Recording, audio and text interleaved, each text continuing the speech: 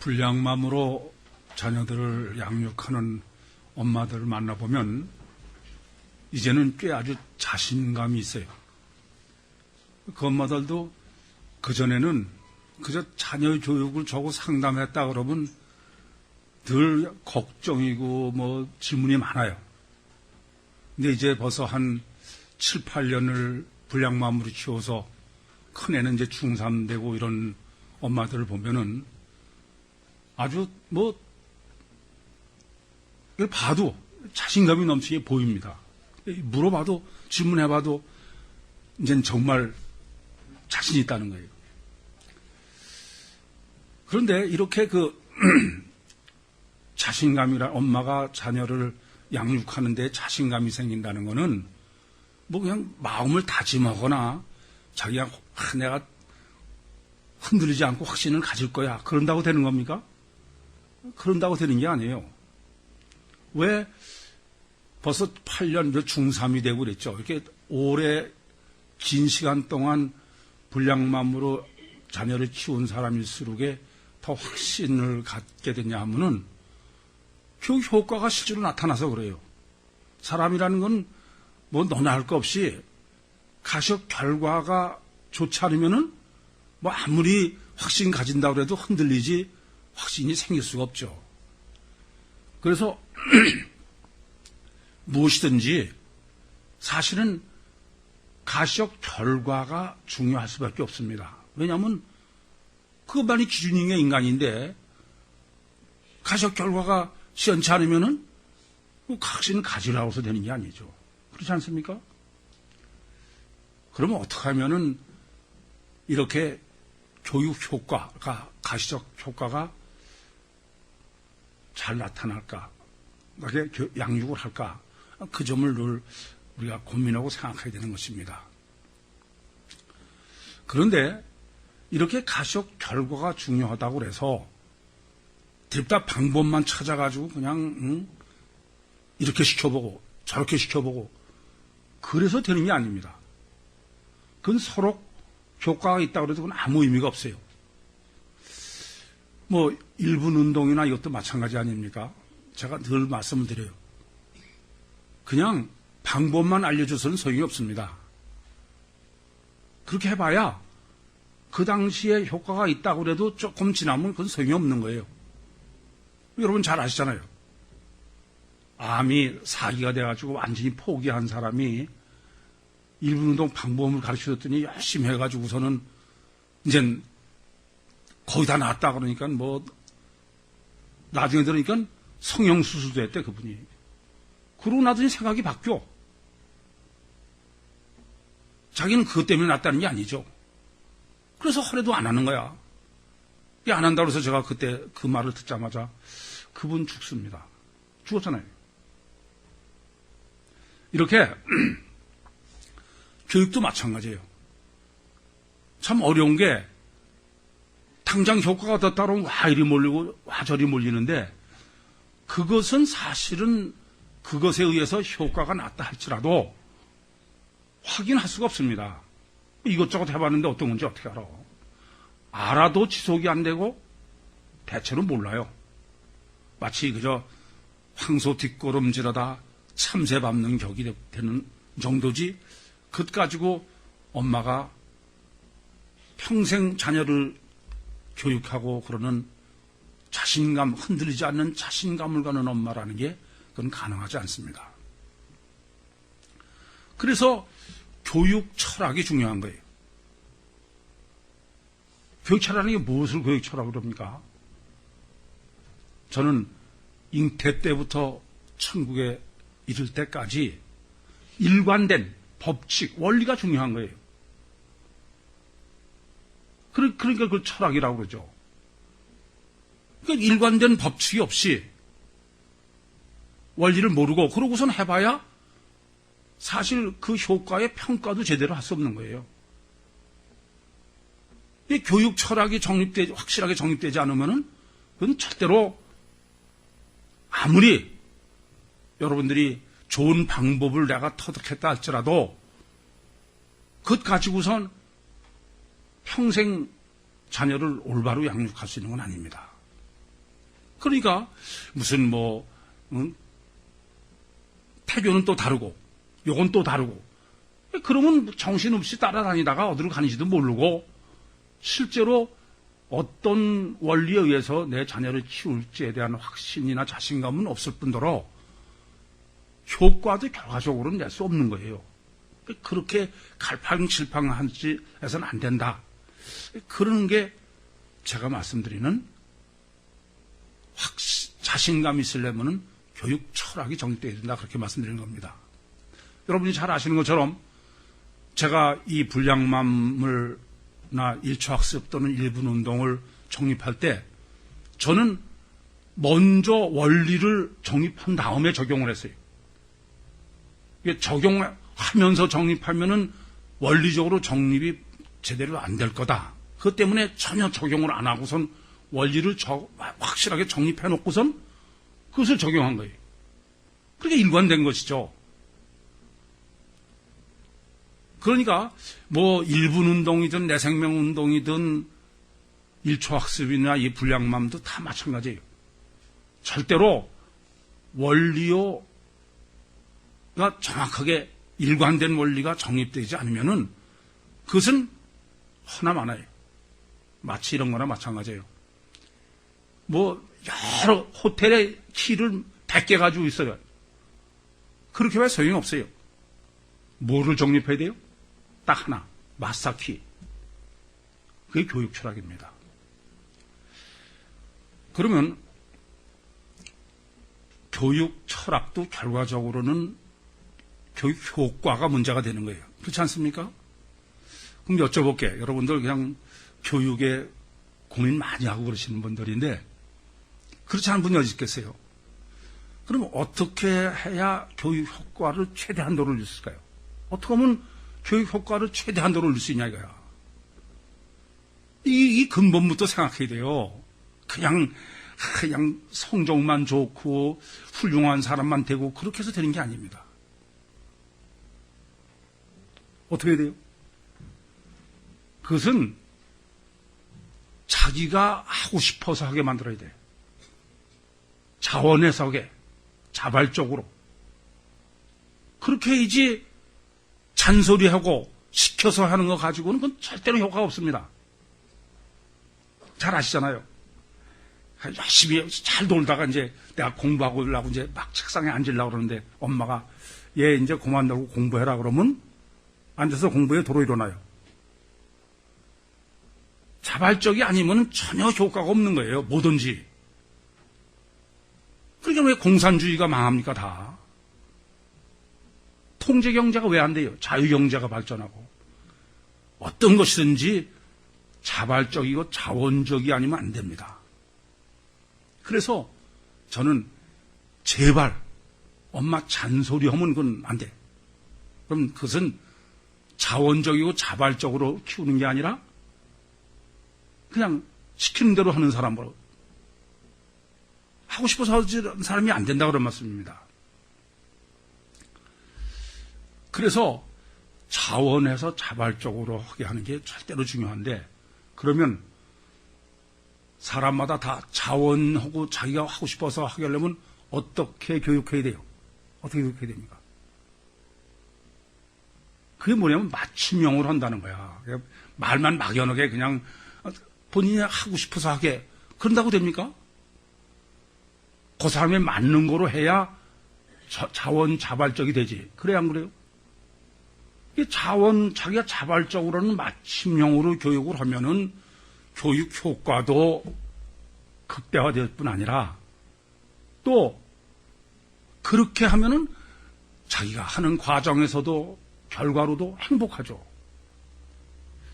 저는요, 좀 죄송한 말씀입니다만 아시는 얘기지만 저는 정말 제 맞춤형을 못 찾아서 50이 다 되도록 평생을 갈팡질팡하면서 고민하고 갈등하던 사람이에요.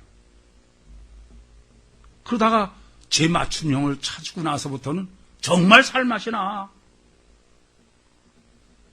지금도 친구들 만나면은 야, 너 늙게 목회하기 힘들지? 그럴 때 제가 대답하는 한마디가 있습니다. 아니, 난 이 지구상에서 누구보다 가장 행복한 사람이다. 맞춤형으로 자녀를 키우면은 자녀의 교육 효과도 극대화될 뿐 아니라 정말 행복한 삶을 살게 하는 거예요. 그렇지 않습니까?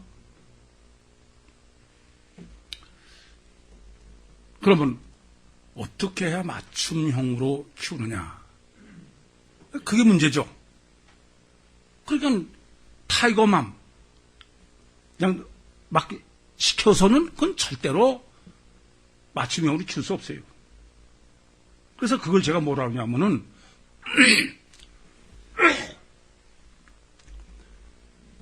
주입식은 맞춤형은 불가능해요. 그렇습니까? 안 그렇습니까? 그건 가르치는 사람 위주야.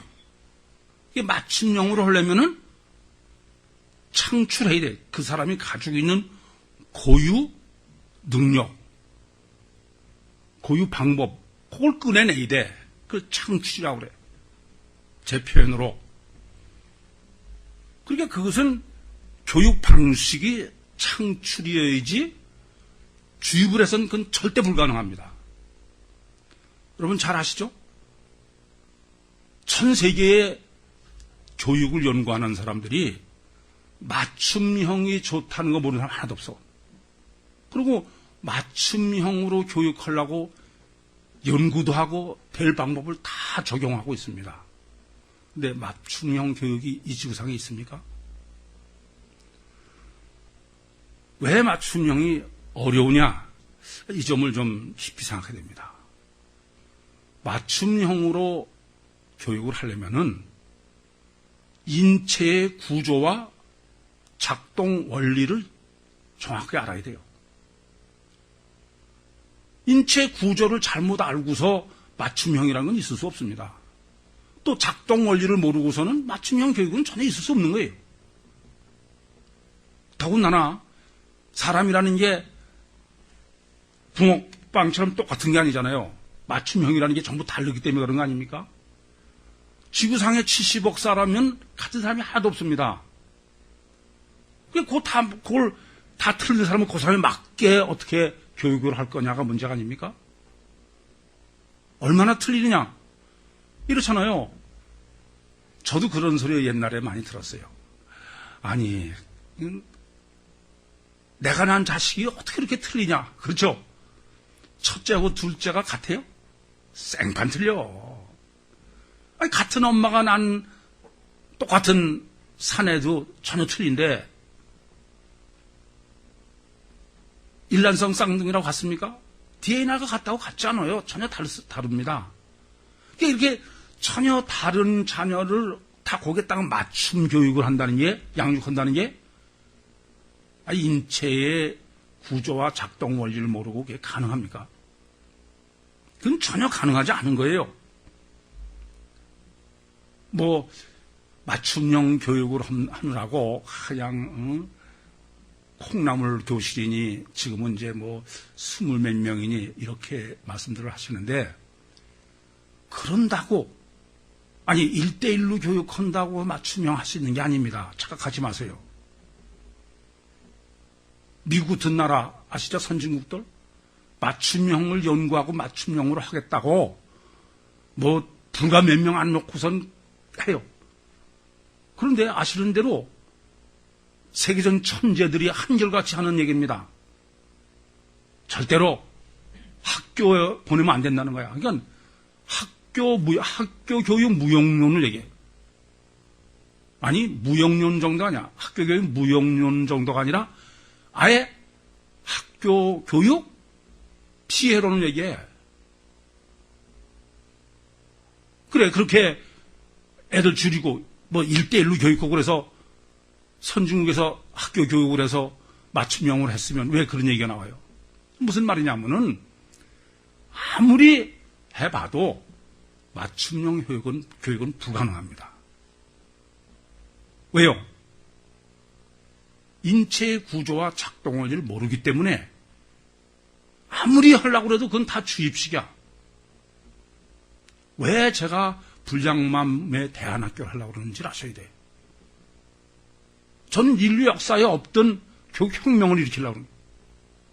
그건 맞춤형으로 창출하려고 하는 거예요. 그런 거지 무슨 똑같이 주입식이 아니에요. 이 점을 명확하게 하셔야 됩니다. 그래서 엄마는 내가 낳은 애도 전부 틀리기 때문에 주입식은 붕어빵이니까 그냥 엄마가 막 시키기 바라면 돼. 그건 아니에요. 맞춤형으로 하려면 엄마는 늘 자녀에 대해서 갈등하고 고민하고 생각하고 연구하고 그래야 돼요. 그런 거지 그냥 무슨 막 시키기만 하면 돼요. 그거는 효과도 없어. 주입이니까. 맞춤이 아니니까 그건 본인도 행복하지 않고 과정도 결과도 그건 행복하지 않습니다. 그러면 엄마가 맞춤형으로 하려면 어떻게 되느냐? 절대적으로 요구되는 게 엄마의 분별력이에요. 똑같은 거라면은 뭐 분별할 거 없이 그냥 엄마가 주입식으로 시키기만 하면 되지만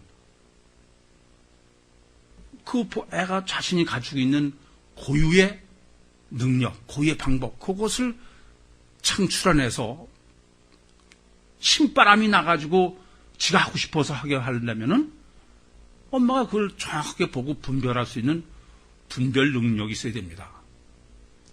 그러니까 교육 철학이니 교육에 대한 자신감은 그게 가장 뿌리는 뭐냐? 그럼 엄마의 분별력이에요.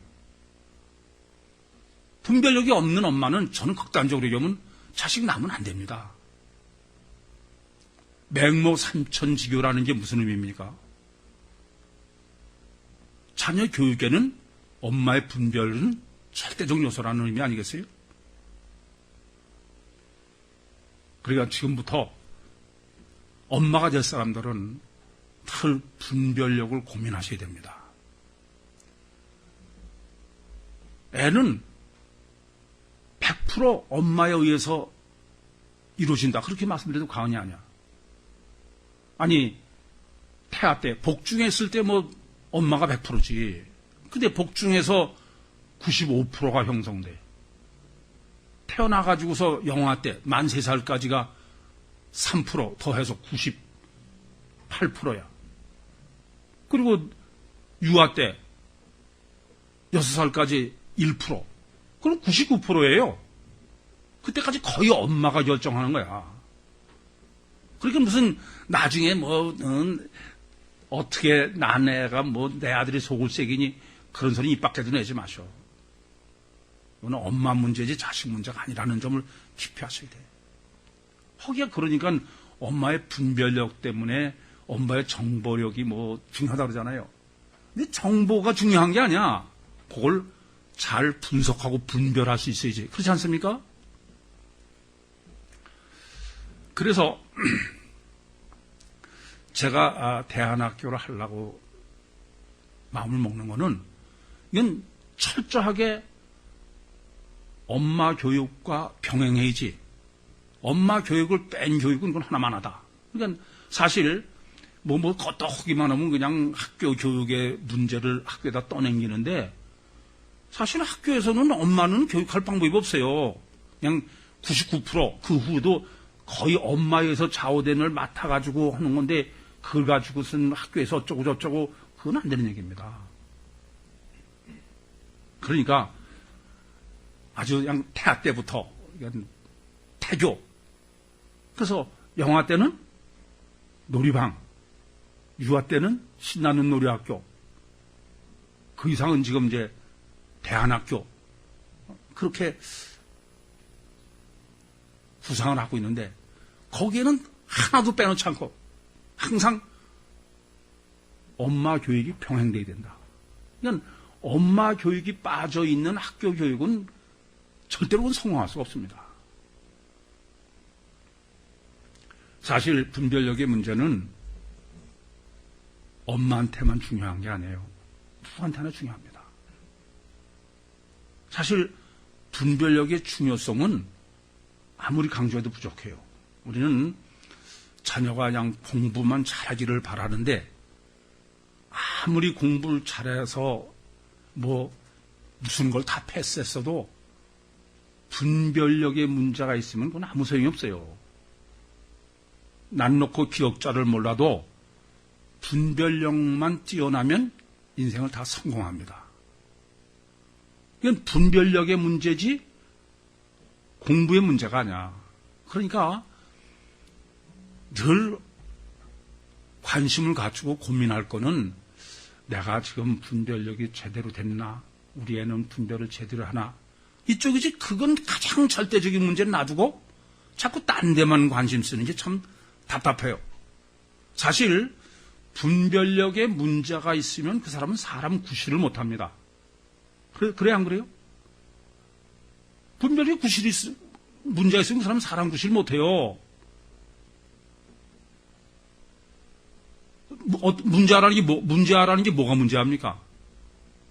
분별에 문제 있는 사람이 문제야. 그러니까 뭐를 좀 제대로 하려면은 핵심이 뭔지를 정확하게 보고선 해야지. 그 핵심은 지금 잘못 가고 있는데 그건 놔두고 자꾸 다른 거로 뭘 떼우려고 그러니까 문제인 거예요. 분별력이 철대라는 걸 아셔야 됩니다. 어떤 사람이 또라이예요. 분별력이 잘못된 사람이에요. 어떤 분별력이 잘못된 사람은 사람 구실 못해. 왜 범죄를 저지릅니까? 분별력에 문제 있는 거예요. 중독자가 왜 중독자게? 분별력이 문제가 있는 겁니다. 분별력에 문제가 있는 사람은 사회에서 성공할 수 없어요. 그래서 분별력이 모자란 사람은 지도자가 되면 안 돼. 큰일 나요. 그러니까 직위가 올라가면 올라갈수록에 점점 다른 요소는 없어져요. 분별력만 문제가 되는 거야. 그러니까 여러분들이 사회생활 할 때도 쫄따구 때는 몸으로 때우는 일만 하면 돼. 근데 올라갈수록에 올라갈 자격은 분별력만 가지고 좌우되는 거예요. 대통령이 갖춰야 될 절대적 조건이 뭡니까? 딱 하나야. 분별력만 있으면 돼. 대통령이 제대로 하느냐 못하냐는 분별력이 제대로 됐냐 안 됐냐지 다른 거 아닙니다. 사실 이렇게 핵심을 정확하게 정립해가지고 꿰뚫어 가지고선 인생을 살면서 바로 살라고 그러지. 핵심은 놔두고 전부 사람 구실 못할 쪽에만 총력을 기울이고 있으니까 인생이 성공하지 못하는 것입니다. 사실 분별이 어느 정도 중요하냐 하면은 잘못 분별하는 것은 모르는 것만 못해요. 잘못 가는 거는 멀리 갈수록 문제예요. 그렇습니까? 안 그렇습니까? 우리는 그저 뭐든지 예수쟁이들은 믿음이 중요하고 또 열심히 해야 되고 노력하고 이런 걸 자꾸 강조해요. 그것이 의미가 있으려면은 바른 분별로 바로 가고 있어야 돼. 분별이 잘못되면 열심히 하면 할수록. 그래 안 그래요? 그거 더 큰 문제야. 열심히 잘못 가면 돌아올 수가 더 없는 거 아닙니까? 잘 아시는 우리나라 그냥 골치 아픈 구원파라는 게 뭐예요? 그 분별을 잘못하고 분별력에 문제가 있는 사람이에요. 광신도가 왜 광신도입니까? 분별력에 문제가 있는 거야. 분별력 딱 하나의 문제다. 그렇게 생각하시면 돼요. 그래서 분별을 하려면 뭘 알아야 되냐면요. 인간이 갖춰야 될 능력은 딱 하나다. 뭐요? 분별이다 그래. 능력이 여러 가지 중에 분별력이 하나라고 아는 사람은 그건 분별력이 없는 사람이야. 다른 모든 능력을 다 딱 하나로 합쳐놓은 게 뭐다? 분별력이다. 그것을 분명하게 분별하고 있어야 그 사람은 분별력이 있는 사람입니다. 여러 가지가 분별력이 여러 가지 능력이 필요하다 그렇게 생각하는 사람은 아직도 분별을 분별하지 못하는 사람이다 그런 말씀입니다. 그래서 성경은 아예 분별력은 생명이다 그러는 거예요. 창세기 2장 17절에 보면은 하나님께서 동산 가운데의 모든 나무의 실과는 마음대로 먹어라. 그런데 선악을 알게 하는 실과는 따먹지 마라. 그걸 먹는 날에는 정령 죽으라 그러셨어요. 그 말씀의 의미가 뭡니까? 인간은 분별력을 상실하면은 살아있으나 죽은 사람이다 이런 말씀입니다. 분별력이 어느 정도 절대냐면 분별력이 곧 생명이에요. 그 이상 더 어떻게 강조합니까? 그런데도 제가 보면은 분별력에 덜 고민한 거 그런 사람이 별로 못 봤어. 이렇게 하나님께서 선악과를 먹으면은 선악을 분별하지 못하면은 살아있으나 죽은 거다. 그런데도 아담이 분별의 문제가 있죠. 선악과를 다 먹었습니다. 그걸 뭐라 그러냐면 우리 원죄라고 그래. 예수를 믿는 사람이거나 아니거나 다 원죄에 대해서 꽤 아는 것처럼 얘기를 하는데요. 원죄가 뭔지 아세요? 원죄는 분별력을 상실한 것이 원죄입니다. 그러니까 아담의 후손인 전 인류는, 지구상에 있는 전 인류는 다 분별력에 문제가 있는 사람이야. 여러분이나 저나 다 마찬가지야. 분별에 문제가 있는 사람이에요. 그런 것이 다 나는 분별을 전한다 그런 사람 하나도 없어요. 이 점을 아셔야 됩니다. 왜요? 다 원죄, 성경적으로 보면 아담의 후손이기 때문에 그래요. 그래서 분별력은 곧 생명이고 분별력을 이루는 것은 살았으나 죽은 사람이다. 그 점을 이해하셔야 됩니다. 그렇기 때문에 나도 마찬가지고 자녀도 마찬가지예요. 무엇보다도 분별력을 키워야 됩니다. 분별력을 키우지 않으면 그건 다른 건 아무 의미가 없어요. 여러분 여쭤볼게요. 우리가 늘 학교에서 인성교육이 중요하냐, 뭐 학업이 중요하냐, 그것 때문에 왔다 갔다 하지 않습니까? 인성교육이 뭡니까? 그럼 무슨 뭐 질서의식 여러 가지 얘기를 해요. 그 사람들은 아직 멀었어. 인성교육은 딱 하나예요. 뭡니까? 분별력입니다. 분별력은 놔두고 이거 해라 저거 해라 하지 마라 정신없이 그러니까 맨날 주입식으로 그것만 시키는 거야. 분별력 하나만 키워놓으면 인성교육은 다 끝난 거예요. 그러니까 학교에서나 가정에서나 교회에서나 늘 하나만 생각하면 돼. 어떻게 하면 분별력을 키울까? 그래야지 뭐 저 사람이 뭘 이거 잘하네 저걸 그건 다 못하는 사람은 분별이 잘못된 사람들이야. 아시겠습니까? 분별력의 문제지 뭐 다른 게 문제가 아니에요. 그러니까 이걸 모르는 사람은 잔소리를 많이 하는 거야. 뭐 이거 해라 저거 해라 하지 마라 하지. 우리 이 신나는 놀이 학교는 딱 초점을 그만 맞춰놓은 거예요. 그래서 분별력을 키우는 게 절대다. 그런데 그럼 어떻게 보면 분별력을 키우느냐? 이 분별력을 키우는데 심각한 문제는 방해는 엄마예요. 엄마가 애를 분별을 못하게 키우는 거야. 제가 그렇게 질문하죠. 아이가 뜨거운 걸 만지면 만지게 놔둬야 돼요? 만지지 못하게 해야 돼? 다 물어보면 이거 못 만지게 해야 된다는 거야. 안 돼요. 만지게 해야 돼. 그래서 제가 만져보고 뜨거워. 또 만지고 뜨거워. 그 다음에 안 만지고 분별하는 거예요. 근데 어떻게 하느냐? 아예 엄마가 못 만지게. 그럼 엄마가 대신 분별을 하는 거야. 애는 분별가 안 생기는 거죠. 심각해 이게. 워낙 할 얘기가 많아서 하나로만 농축해서 말씀드리는 거지만 그래서 잔소리해서 키우는 자식은 그건 절대 분별력이 없어요. 좀 잘못되더라도 뭐가 가장 절대로가 중요한지를 알아야 자녀를 바로 키울 수 있는 것입니다. 우리나라가 세계 2차 대전 후에 독립한 나라로서는 경제나 정치가 다 발전한 이제는 선진국 문턱에 있는 짧은 기간에 그래서 전 세계 사람들이 우리나라 민족의 우수성을 많이 연구합니다. 그런데 그 사람들도 우리나라 사람들도 왜 우리나라 민족이 이렇게 우수한지를 몰라요.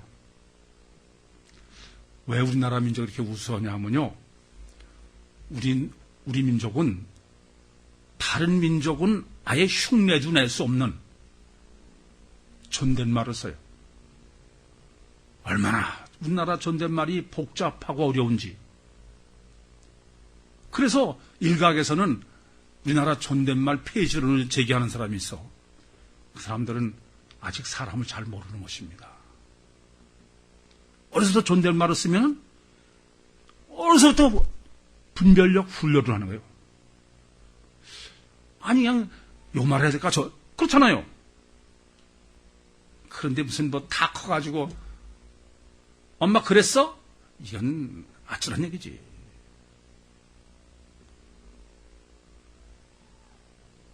어떤 것이 가장 중요한지를 생각해보면 금방 알 수 있어요. 분별력이 절대라는 점을 기준으로 생각하셔야지.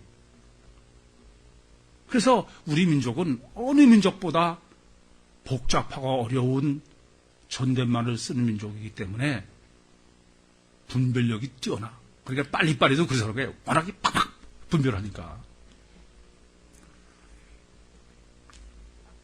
이렇게 분별력을 키우려면 불량맘으로 키워야지 타이거맘으로 안 돼. 타이거맘은 맨날 엄마가 주입시키는 거야, 주입.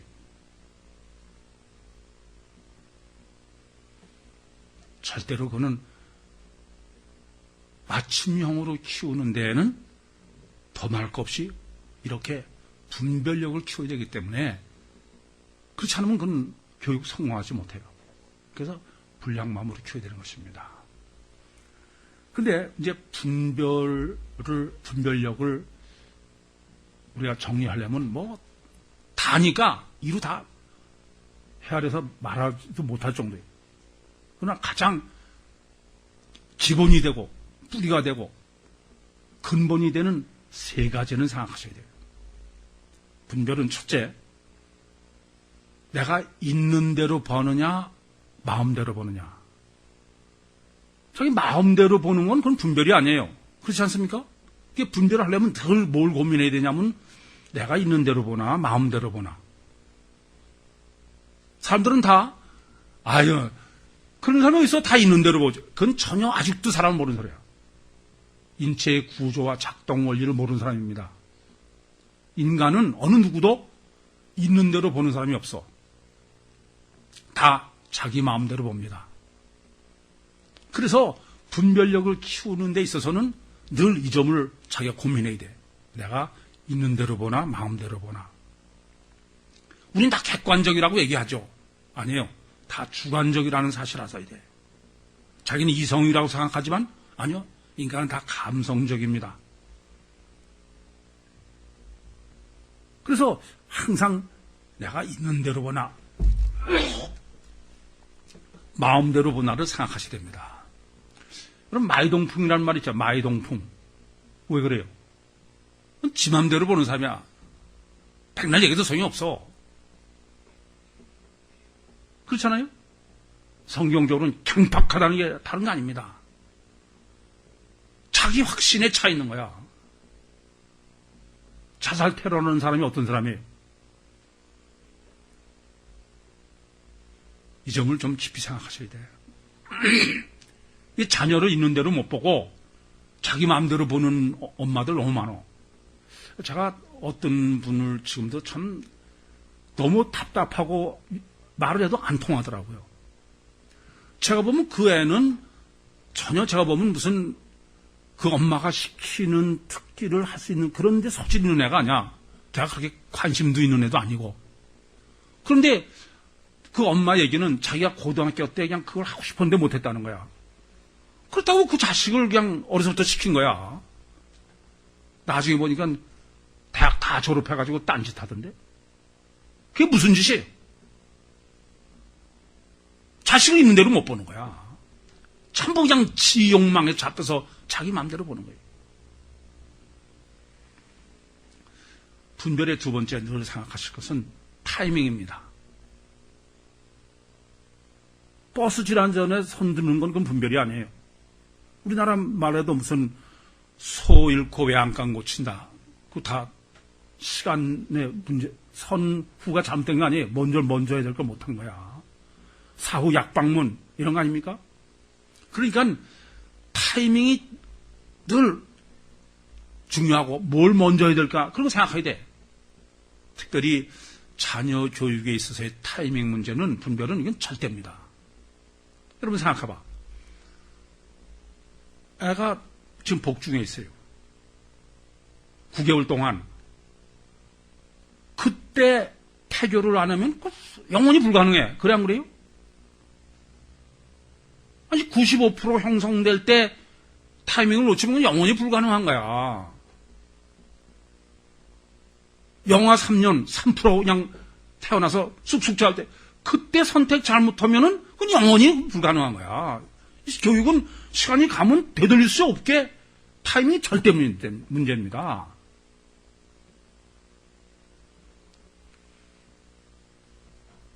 교육에 있어서 이 시간성을 분별하지 못하면 그건 하나만 해요. 그래서 제가 늘 그런 말씀 드리잖아요.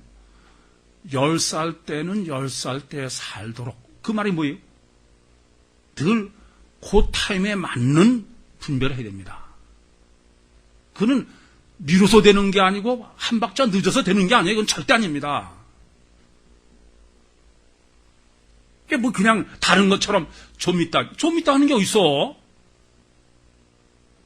애는 지금 전혀 딴 애가 돼가는데 사람은. 이 교육의 타이밍은 절대 분별에 이렇게 두 번째에서는 타이밍의 문제다.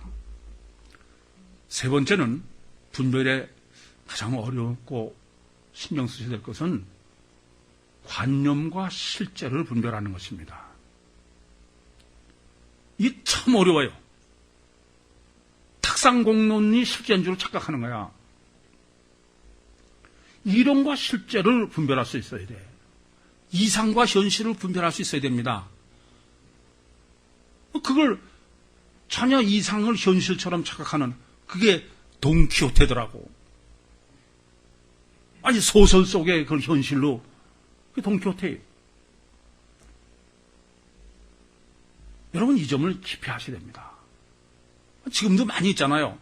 아니 영화는 영화예요. 그냥 소설이고. 근데 그게 뭐 실제처럼 그런 사람들 있잖아.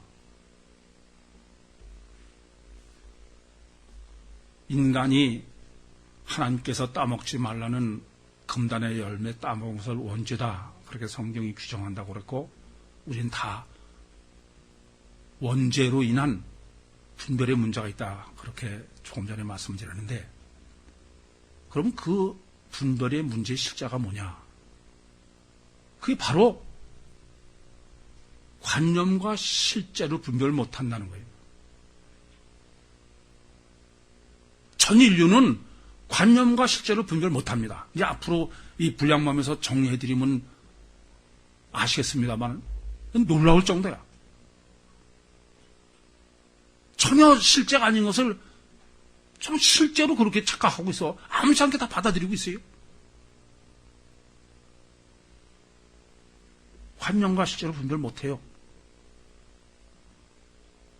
나 자신이 그런 사람이라는 것부터 깊이 깨닫는 것이 그 분별을 해야 되는 것입니다.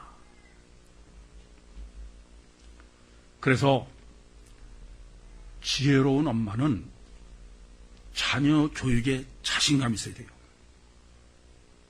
자녀 교육에 자신감이 없이 맨날 흔들리는 엄마, 갈대 엄마는 그건 지혜로운 엄마가 아니에요. 지혜로운 엄마는 분별력의 문제입니다. 지혜로운 엄마는 엄마 자신도 분별력이 생겨야 되고 자녀도 분별력에 초점을 맞춰서 양육해야 됩니다. 절대로 엄마가 애 대신 분별해주는 엄마는 그건 전혀 분별력이 없는 사람이야. 애 대신 분별해주면은 죽어요, 죽어. 세월호의 총체적 문제의 근본이 뭡니까? 그건 여러 가지로 열거하고 있지만 딱 하나예요. 분별력이 잘못돼서 그 끔찍한 참사가 벌어진 거야. 그래서 분별력이 잘못된 것의 완전한 형태가 바로 세월호입니다. 엄마 대신 아기가 분별해지면 아기는 마마보이로밖에 킬 수가 없습니다. 그건 타이거맘의 양육법이에요. 사실 우리는 다 맞춤형으로 한다고 그러지만은 인체의 구조와 작동 원리를 전혀 인류가 잘못 알고 있기 때문에 맞춤형 교육은 현재로서는 전혀 불가능합니다. 아무리 소수를 놓고 해봐도 그건 맞춤형이 아니에요. 다 주입식 교육이기 때문에. 창출 교육은 불량만으로만 가능한 거예요. 그것이 제가 이루려는 교육혁명이에요. 지혜로운 엄마는 어디까지 분별해야 되느냐. 지금 여기까지 여러분이 분별이 중요한 걸 다 하셨지만 이 답을 모르시면 분별은 하나만 해요. 관념과 실제, 타이밍, 있는 대로냐 마음대로냐 어떤 것도. 그건 뭐냐? 분별은 어디까지 분별해야 되냐면 답이 하나가 나올 때까지 분별해야 돼. 답이 두 개 있으면 여전히 그건 흔들리고 있는 엄마죠. 그렇지 않습니까? 분별이 가장 어렵고 꼭 이루어야 될 거는 언제든지 답이 하나가 될 때까지 분별해야 됩니다. 답이 둘이어가지고는 절대로 자신감이 없어요. 흔들리지 않을 수가 없습니다. 답이 하나 돼야 돼요. 그래서 엄마는 항상 두 답이 있으면 안 돼. 아기를 늘 지구상에 유일한 똑같은 존재는 하나도 없어. 그 아기를 놓고 갈등하고 고민하고 관찰하고 연구하고 기도하시면서 답 하나. 유일의 답.